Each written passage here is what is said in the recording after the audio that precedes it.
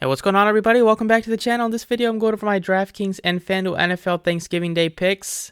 It is always one of my favorite slates of the year. I'm always looking forward to the Thanksgiving Day slate. There are always some fun contests on the sites, and it's just usually we get three pretty good games. Hopefully, we'll get another good slate. We do have one divisional rivalry between the Giants and the Cowboys in the middle of it, but it's always fun to just watch football all afternoon and eat good food. So let's go ahead and get into it. Hopefully, we can get some winners as well that'll add to the day. So happy Thanksgiving to everybody. If you're watching this on Thursday, I'm making this Wednesday morning right now. As always, if you enjoy the videos, appreciate the like button, subscribe. If you haven't already, you can check out Twitter for updates. Stay connected. This website link is down there as well. But looking at this slate, looking at the Vegas totals, no surprise that the Bills are have the highest implied total. They're currently at 32. The Cowboys are a few points below them at 27.5. Then there's a pretty big drop-off. You get the Lions tied with the Vikings, both at 22.5, which is pretty surprising. You would have thought the Vikings might be been a little bit higher, but the Patriots defense has been very good this year.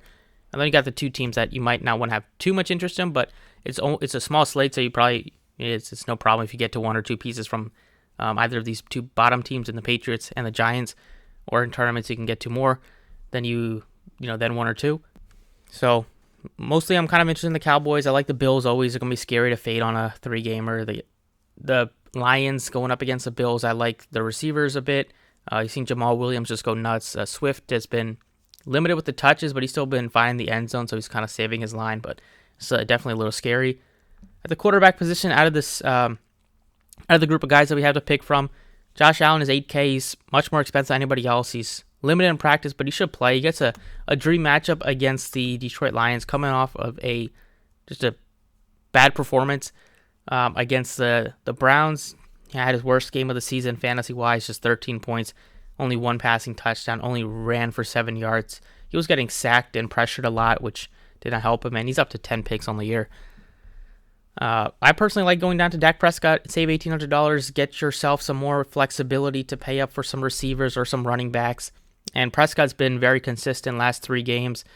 Could have had a better performance last week if they needed him to throw in the second half, which they didn't. They were able to comfortably have a huge lead and run the football a lot in the second half. So probably could have thrown. I mean, this team put up 40 points and he only had 2 touchdowns. Could have easily saw him throw 3 or 4 touchdowns in that game. So going up against the Giants, it's a great matchup for Prescott, and it's pretty easy to stack him with some weapons. So Prescott is going to be the guy I'm looking at in the 5K range. I think Goff looks decent at 52 just for like contrarian picks, and then you can consider going to Cousins, but I like the Patriots defense a little bit, so I'm not going to be looking to get to Cousins. Running backs, it's Barkley is 8K. He's going up against the top 2 running backs, have some difficult matchups, Barkley and Cook. I don't mind going down to Pollard instead. It was interesting to see what kind of workload he'd have with Elliott being back. They said he would be seeing more snaps, and he did. Pollard played well over 50% of snaps. Elliott played about like 25% or 26%. He still got his touches, Elliott, because whenever he's in there, they were just giving him the ball. And got, I think, 2 more touchdowns, but Pollard also had 2 touchdowns, and he got 21 touches. It's a great sign. Going up against the Giants, they are bottom third against the rush. And they're at home. Pollard is playing so well recently. I mean, combining for, how many touchdowns is that? 6 touchdowns the last 3 games. Being involved in the passing game and also getting a good amount of carries. It's a pretty good, easy spot to get to Pollard, I'd say. Another running back that I'm looking at is Rodmer Stevenson. He is only $6,400. Just like Pollard, he's gotten a big uptick in work recently.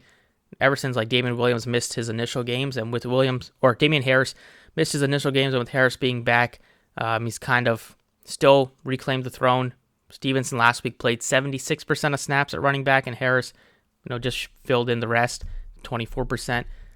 So at that price tag, in a great matchup against the Vikings, they are, really bad against the pass. Stevenson catch some passes out of the backfield. They give up decent points, 23, and they're mediocre against the rush. I think Stevenson will at least continue his really respectable fantasy scores in the last 2 months. Other running backs you can definitely consider like Devin Singletary. He's benefited with some more touches since they just kind of got rid of like Zach Moss and James Cook got a good amount of carries last week as well, but it seems like they're still trusting Singletary more in red zone situations. So with how much the Bills score, $5,700, definitely a price tag I'm looking to get to. You can even consider Elliott. You can even do both Pollard and Elliott if you wanted to. He got 15 carries and rushed for 2 more touchdowns. He's still is going to be the goal line back for them, so you can always steal a touchdown here and there and have a decent fantasy game that way. But I like those guys a lot more than like Damian Harris or any of the guys bottom here. Only guy to consider in the 4K range is James Cook. Wide receivers, Prescott's pretty easy to stack him with CeeDee Lamb if you wanted to, which I think is a pretty good idea. The top 2, I prefer Diggs over Jefferson, just given the much better matchup for Diggs, and he got off to a slow start last week. I think he'll probably explode on Thursday. But I also do really like the price tag on Gabe Davis. He's only $5,300, super affordable. Allow you to get the guy with the, we know his ceiling is kind of unlimited. You can put up 40 fantasy points if he has a monster touchdown day. He's been quieter than people would have liked this year so far. Only 29 catches in week 12 we're at. So it's been a little disappointing, but it's only going to take 1 or 2 weeks to change that. And last 2 weeks, he's combined for 17 targets, and he's on the field a ton. So not really worried about it. The touchdowns are going to be there, given the volume that the Buffalo scores them, and the looks are coming. So I like Gabe Davis at that price tag. It's just super cheap. And then St. Brown, he's back to what we kind of expected with all the targets he's getting. Back to averaging like 10 targets the last 4 weeks. The touchdowns haven't been there because they just been running them in all the time. But if he did add a touchdown any of these last 4 weeks, you're looking at a really, really good, very, very good fantasy line, and you expect them to be trailing in this game. Buffalo's still been pretty poor against the pass this year, mediocre at best, giving up the 12th most passing yards per game. So at that price tag, definitely St. Brown is one that you can look to. Jacoby Myers plays 95% of snaps. He's going to get the targets. The matchup is great. Vikings, second worst against the pass this year. He looks really good. And then you can always take shots on like these bottom guys. Hope that they get touchdowns like McKenzie or even like Michael Gallup or somebody like that. Tight end wise, Hawkinson looks good. He's expensive though at 5K. I might prefer getting to Schultz or Dawson Knox instead. And then defense wise, I like the Patriots a lot at 3,000. If not, go up to the Bills at 34.